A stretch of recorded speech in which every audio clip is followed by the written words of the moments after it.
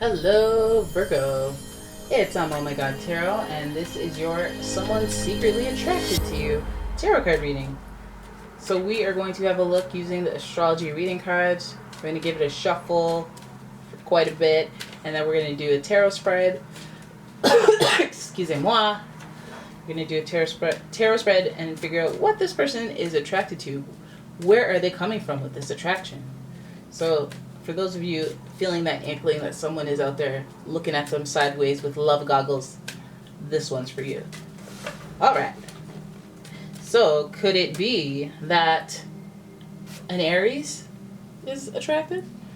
Because if they're attracted, it's going to be bursts of attraction. They may be impressed by you because that's what Aries do when they're attracted. They're impressed. You have to impress them to get their attention. And to get their attention, you also have to have the attention of a bunch of other people before Aries will even give you a look. All right, they're attracted to accomplishments, people who are doing well. So you already know that you're out here living good if an Aries has noticed. The energy around you is dynamic and spontaneous. Crusading impulsive action is likely. All right, Virgo, you're doing good. Boom, here's your you got yourself. Virgo, the energy. What kind of sound is that? Some weird audios. What is this? My water was running.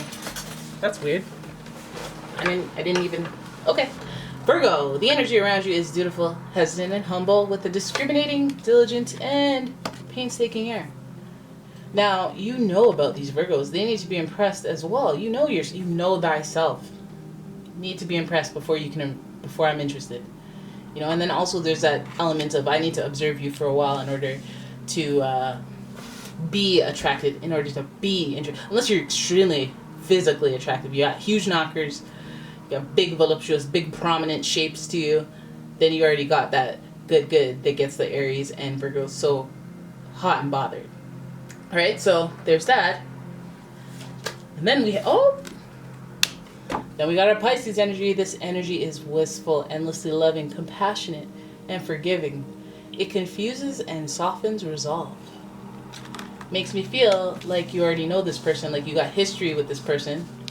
Since their attraction is so familiar, all right? They're giving you traits that mirror your own. Aries, we got that energy, that little like I had to watch you for a bit in order to be attracted, and then we have that Pisces energy where there's this hopeless romantic, like I didn't see you at first, but then now I can't look away.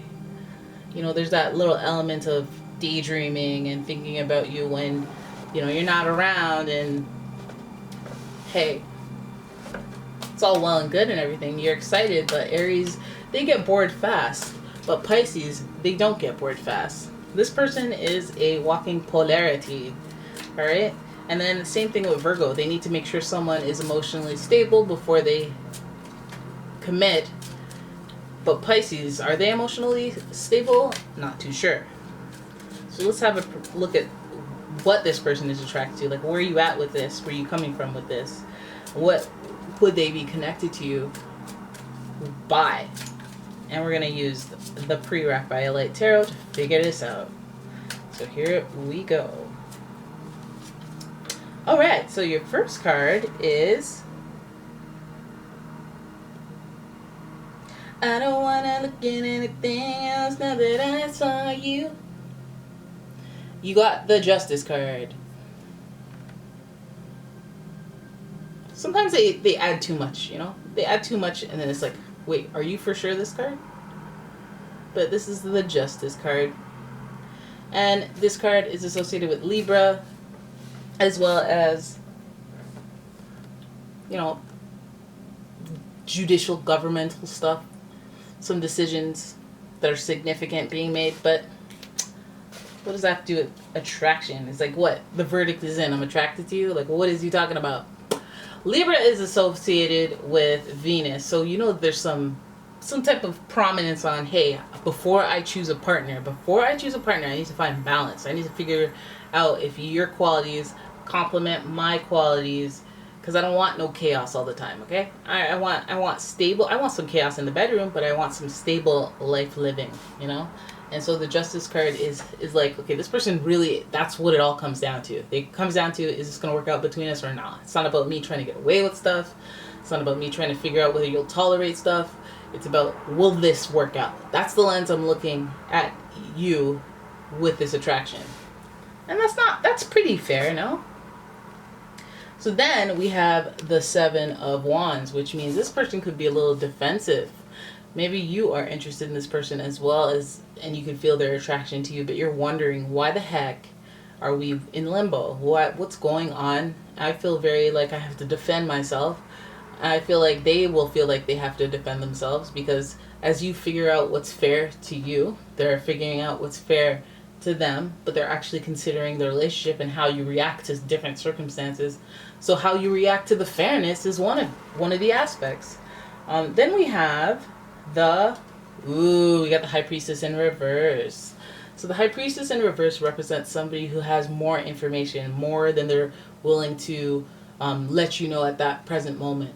But this person could be, again, still deciding about you, what they want to do with the relationship, but also they may feel like there's something to defend if they move forward with you, or if they have to defend their secrecy about this connection to you. So I feel like what they can't tell you is something that they're not going to tell you, period, and until the time is right to tell you. And so the High Priestess represents like a lot of like subconscious, intuitive thoughts being picked up. So you may sense that. But also the High Priestess in reverse, like when she's in reverse, it's like, you know this stuff and you could tell me, you just don't want to. You like to play with me. You could tell me this stuff, but you just don't want to. And that might be your perspective on what they're doing by holding information from you, maybe being secretive, maybe being less, not super available or super open. Maybe you hear that they're so attracted to you and yada, yada, yada, but when you talk to them, they don't really say much. They don't confirm or validate any of the things that you've heard, and I think there's a defense as to why they don't want to go there. And for you, it may seem like a little manipulative to even say anything at all. So then we have, whoa, wow, we got the World card. That's a transformation right there. There's boundaries that are presented with this card that you gotta be up on somebody about. Now, this Aries, Virgo, Pisces scenario person could be somebody that is testing your limits, your boundaries, like what you'll put up with. Maybe you didn't even know that you weren't the type to put up with that foolishness until you met this person. So they're helping you establish your boundaries. And I feel like with that, we have to remember the emotional intelligence, because there's that line. But I mean, it's a balance of all topics, like finding boundaries on all topics. Like, you can't move in until yada yada yada. You can't. I will not be played with for more than 6 months. I will not date somebody for more than X amount of time if we can't get a title going, because it's not that serious. But if it's that serious to them and they don't want it, then we're not about to do this. All right. It's about establishing boundaries, and I think that with this person, you could be a little wishy-washy and have the love goggles on with them and be like, I'm down for whatever, and we're living with people who thrive on that, right? So a thing or two about thriving on somebody when you don't discuss the details, kind of milking what goes left unsaid. Like, oh, you didn't, I mean, technically we're not together, so I'm not a cheater, so. But it's like, you knew there were feelings involved, you knew it, but technically. So then somebody has to establish boundaries, right? So then Ten of Swords, the last card. All right, okay, so I feel like with this person, and that's why we had to mention the Aries ways. We had to mention the Aries ways, okay? Because the Aries, they'll be all excited one day. Then once they see the thrill is gone and that you're just a real, regular, normal person, they're like, all right, I'm out. I'm here for the thrill, okay? Love the chase. Not too keen on the actual, the mundane task of having a regular routine, which is actually the Virgo forte. So it's almost like a slightly hit and miss type scenario ship, relationship. So this person could be attracted, and they may even give you a little inkling that they are, but they can't really move on it. They have to make a fair decision. They have to abide by guidelines, especially if this is a person from work. Aries and Virgos would suggest some type of work-related energy. And having to defend it, you know, this may be a person that you connect with who is like a forbidden fruit type person. And there may be just things that you know that can't happen, or things that they know you can't know. They know it can't happen, and you may be aware that, hey, I know there's stuff that I don't know. And it's a whole mess up in there. But the main thing that is established after this will they, won't they, is that boundaries need to be established here, because I can daydream my life away with you, but I think that once those boundaries are established, and once you throw them down, some people will be like, oh no, then that ruined everything, and then we couldn't even hang out anymore. But then some other people are like, oh, well, I stopped wasting my time because this person had no intentions of, you know, ever cultivating a real relationship. And once I put down like some very basic boundaries, they were like, okay, no, I can't, forget it. And it's like, okay, well then bye, because like, what? I feel like when these boundaries are introduced, which they should be, you know, to mitigate some of the damage, the emotional damage that may happen, because the physical damage of it all, oh, let's hope you have some sort of chiropractor after whatever this is that goes down, because we see this coming to a raging halt with this person that's secretly attracted to you, for the time being anyway. That there's something that just has to come to an abrupt end, and it's going to be an end that's so much clearer than I don't know, maybe it's just, I don't know, stop, like, it's going to be like, okay, well, you know what? I'm going to have to stop flirting with you because I have a wife and kids. There. Okay, you want to know about me? This is why I didn't talk about me. Great, now the whole rendezvous is ruined. And you're like, yeah, it is. You should never... Listen, baby. You better walk away before I pull a knife out of my back and throw it at your neck. You feel me? You feel me? Again, defensiveness. That's your first tip off. Notice when you ask somebody just a question, they get all defensive. You're like, okay, that means you're hiding something. And who's hiding something? None other than the High Priestess in reverse. Hella hiding stuff, okay? So at first I was like, okay, well, this person is attracted to you. Let me, like, feel them out, stuff like that. Let me, like, put a good word in. But now I'm just all suspicious about them. Now I'm just like, no, forget it. Because the moment you put your foot down, the moment you say, hey, what are we? This person's going to be like, okay, I'm out. You hurt me, my back. Ow. Oh, why are you putting boundaries? Why are you making me define things? Stab in the back. Okay, you know what? I can't do this. I'm ghosting you.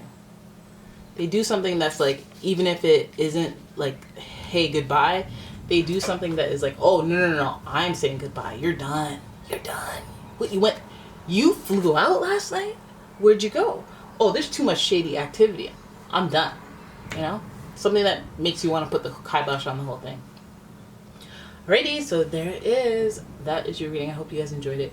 If you did, please give the video a thumbs up and subscribe to the channel. Leave a comment, share the video. And if you'd like a personal reading, please check out the description for a link to my website where that's where it's at. Haven't you heard? Tarot is such a beautiful word. Tarot, they say, is as evil as Satan, but probably worse. A pleasure to have in my purse. What am I doing? Anyways, thanks for watching, guys. Bye!